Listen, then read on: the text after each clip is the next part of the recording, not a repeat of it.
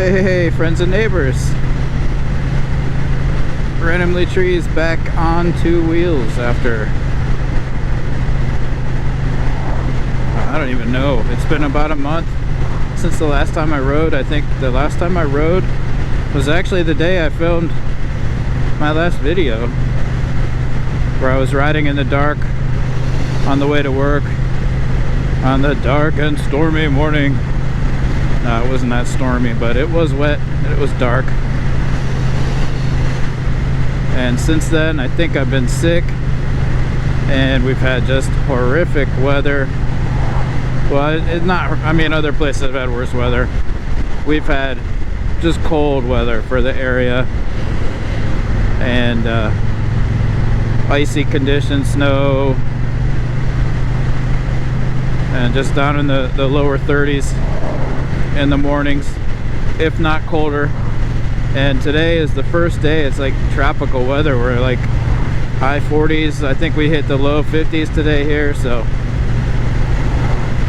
I rode to work today. I took the opportunity to get out on two wheels, and it feels great.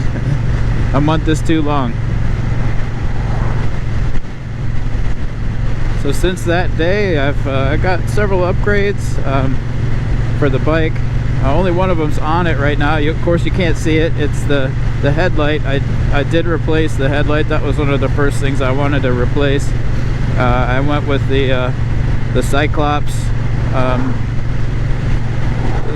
LED H4 replacement bulb, and it's I have that in the DR650, and it's super bright. And you know, I was worried about the fit. Like, I hadn't really seen anybody on YouTube that had mentioned putting it in, you know, the H4 bulb in Bonneville. So I reached out to Cyclops and got an answer real quick. You know, yeah, it works great in the Bonnie. So I picked one up, and sure enough, it fit.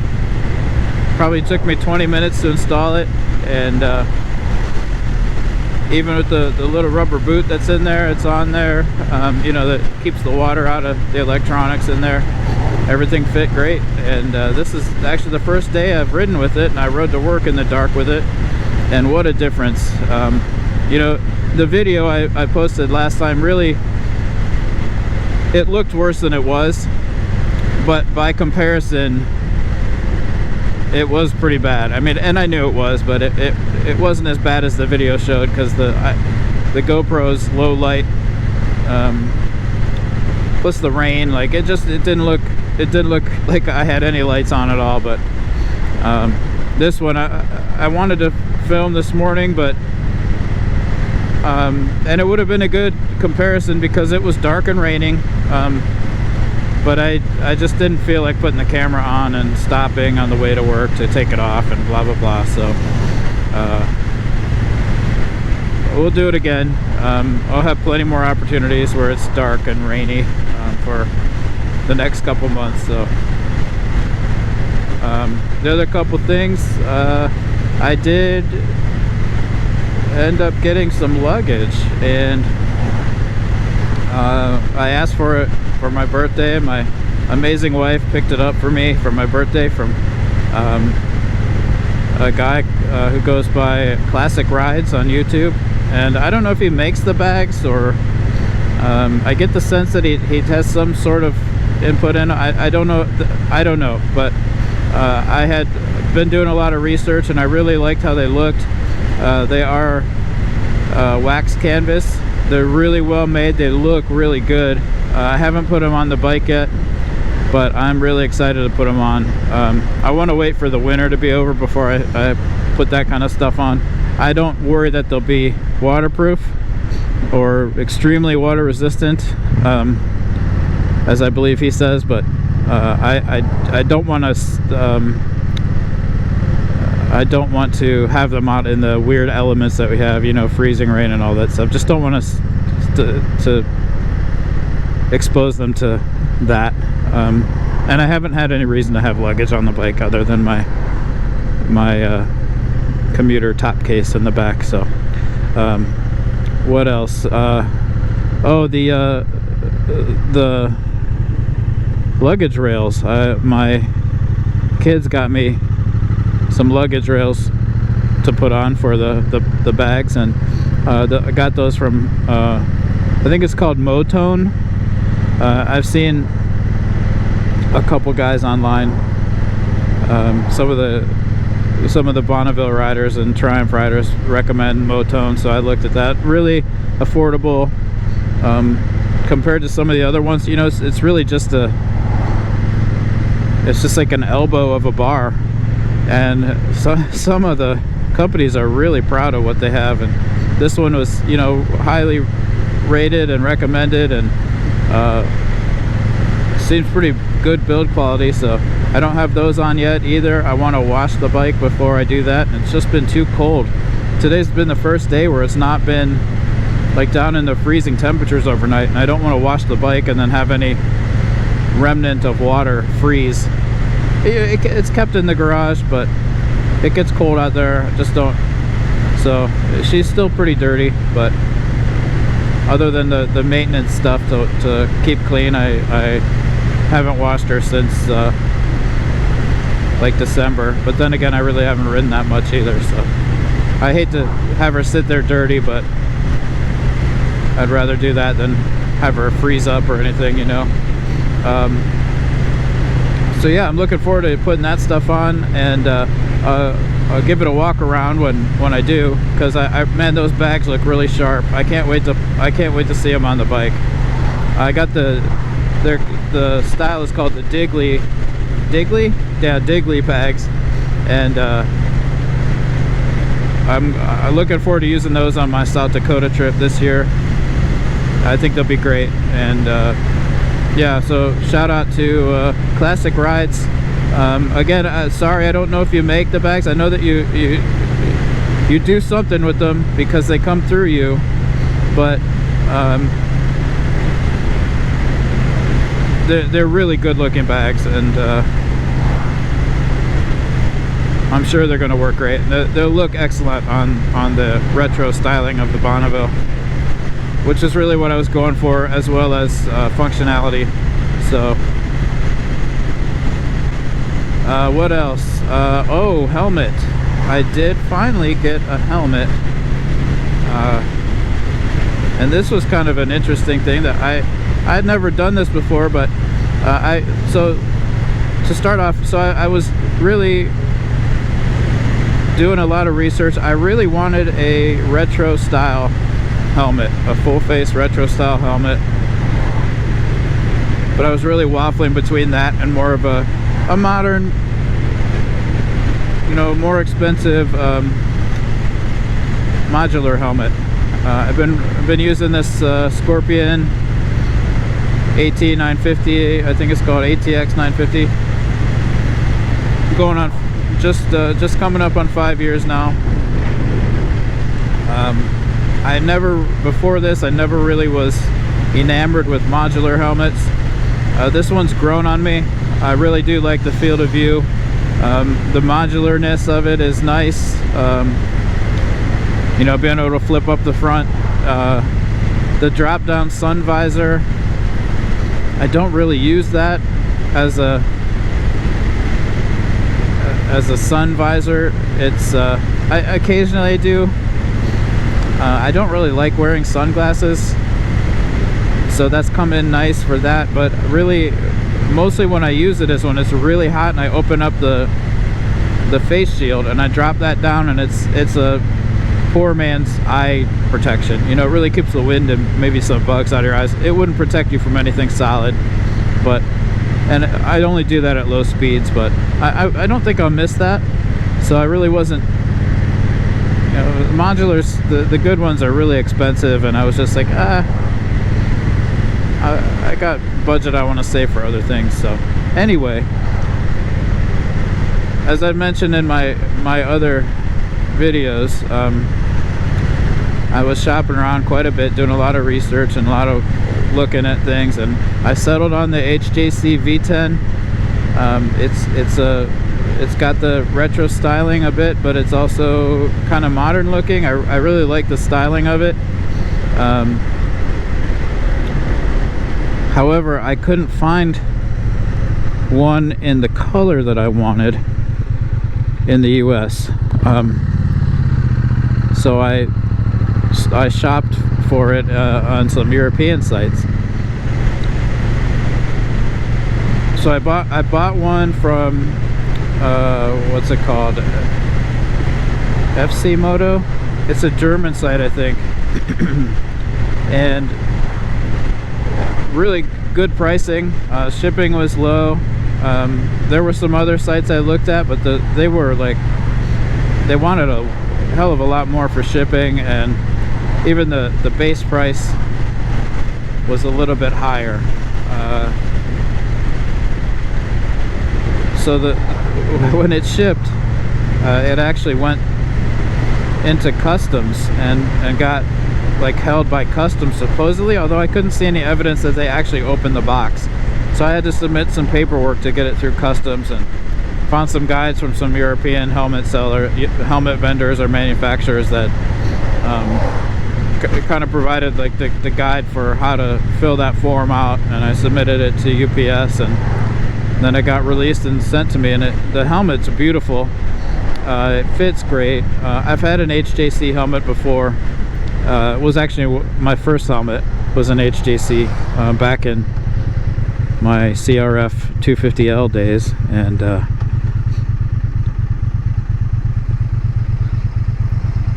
so I was not worried about the quality and the fit, and yeah, it fits great. Came with the pin lock insert. I always get pin lock ready helmets, or at least ones that I can get a pin lock ready visor for. And most of the US helmets don't come with the insert. You have to buy that, and that's another expense. It's not cheap. It's like 50 bucks or more. So this actually came with it, and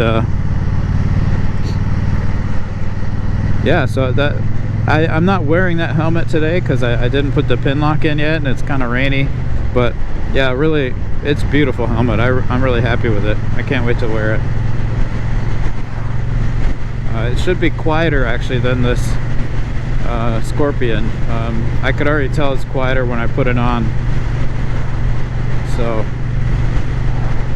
I don't think it'll have as much airflow, but the visibility is comparable. So, but the other thing with that is I don't want to mount my GoPro to the front of the helmet, because with the Scorpion there's like there's a vent right on the front, and it actually has a little thing that clips in that you can open and close the vent. I usually leave that vent open no matter what, so you can pop that little vent cover off, and then you have a nice flat surface to mount the GoPro. That won't be the case on this helmet, and I don't want to go to the side or the top. I just don't like that point of view. So what I'm going to do is experiment again with camera positioning, and I may end up putting the camera on my chest. GoPro and whoever else will have kind of a chest mount strap kind of thing, goes around. It's almost like a vest, and I think that'll actually be the position that I've been looking for with this bike. And the other thing is that the downside with that is that I do a lot of scenic view riding, right? And that involves a lot of riding and looking. And the downside with having that camera on my chest is that I won't be able to look at things and ride by them, and I probably do a bad job of that anyway. Oftentimes, when you look at something, your eyes can move more to that direction than your head can, especially when you're in a bunch of gear and maybe your collar's tight or whatever. But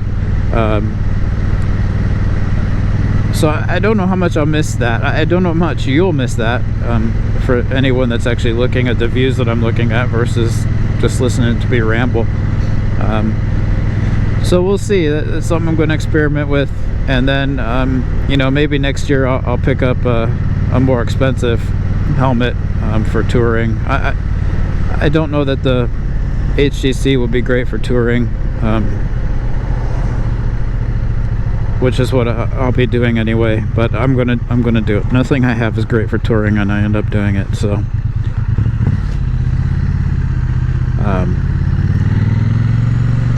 you know, I toured on the DR650. I plan to tour on this, and yeah. So I don't do it for the high-speed highway stuff. I do it for the low-speed stuff, and I think that helmet, not low speed, you know, but not interstate per se. So I think that helmet will be great for what I want to do with it, and it's certainly good for commuting, and it certainly looks cool. I really like how it looks. So ooh, Todd is out, and that is stanky. Well, that's about it, everyone. I appreciate you tuning in. It's been a long time. Like I said, it's been about a month, I think, since my last video. I haven't really been very active on YouTube, even in terms of watching things. It's just been a busy month at work and at home, and usually when I'm able to watch, I'll turn on the video and listen as much as watch while I'm doing other things. I might turn it on, and you know, even like when I'm going to sleep or something, I'll turn it on and just listen. I really like listening to motorcycle videos when I'm relaxing at night. Both the sound of the engine and just, you know, familiar voices. I got quite a few friends online now that it's just cool to hear them talk and discuss things, or just the sound of their engine, just familiarity of who they are, and hearing them laugh and stuff. It just kind of calms the mind down, you know what I mean, after stressful time at work, or yeah. So anyway, once the weather gets a little bit better, I'll give the bike a good wash and put the stuff on it and give you a good look at it, and we'll get some miles out of the stuff too. And I don't usually do gear reviews, but you know, maybe I will. There's a lot of different things that you see with Bonnevilles that don't get a lot of coverage, because there's so many different styles of the Bonneville out there, and everybody's doing different things with them. So I think I might be a little bit unique touring on the T100, you know, not even the T120. So, well, I'm just gonna ride. I don't want to go home yet. I haven't ridden in so long, and it's not freezing cold out, so I'm gonna ride a little bit longer. But I will say that the weather forecast, I think, is gonna get crappy again next week, and this will probably be my only chance to ride this week. So I'm gonna take advantage of it for a few more minutes, you know.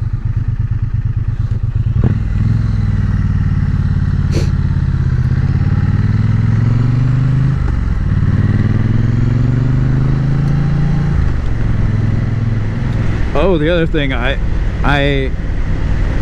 don't have it on today, but I do have some other things to try with my audio. Remember, I was talking about doing secondary audio to capture the bike engine, and it hasn't worked out yet. I think I have, yeah, it's been a lot of experimentation, little improvements every time. I think I have something lined up to hopefully solve the last issue that I was having. None of my videos have included that audio yet. Anything you hear of the bike, it's all coming through the mic and the helmet. So but hopefully that will soon change. I want to try one more thing before I completely change up what I'm doing, but I think I have a good solution with how to place the microphone and actually using an external microphone instead of the onboard microphone on that audio recorder. So that should quiet things down. The extra little kind of rattling and kind of I guess I'd say clothes noise that I was getting. So yeah, looking forward to that. If I had better weather to ride in, I'd have already tried it. It's just something I haven't got around to yet. So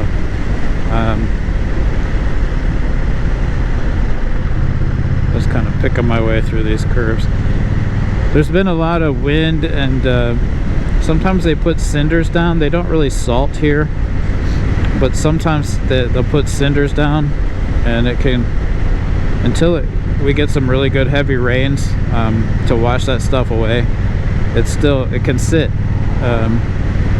in the middle of the road. So and people drive through it coming in and out of driveways, and it just gets kind of nasty. So just a couple things I like to be aware of before I speed through turns, is what the condition of the road is.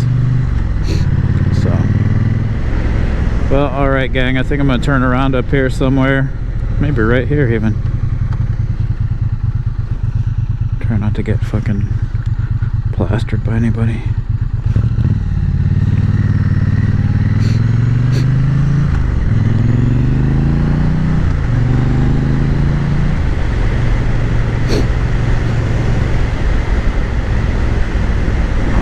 We are gonna cruise on back down this road. This is a fun little curvy road.